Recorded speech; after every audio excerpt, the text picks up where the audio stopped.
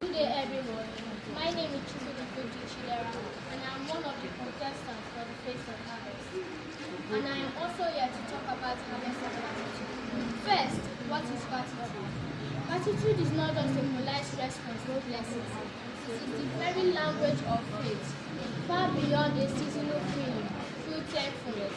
It is the lifestyle of active worship that strengthens our spiritual resilience, defeats anxiety, and profoundly transforms our witness in the world.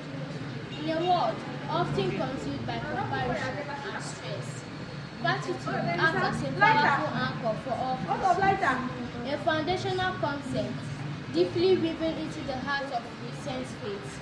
It is not merely a seasonal reflection limited to autumn or agricultural gathering. Rather, it is the ongoing state of the heart that recognizes God as the ultimate source of all blessings, rooted in scriptural commands to give thanks in all. Why is gratitude important to us as Christians? 1. It aligns us with God's will. 2. It safeguards against destructive attitudes. 3. It defeats anxiety and deepens faith. And lastly, 4. It is the purest form of worship. Thank you all for watching this video.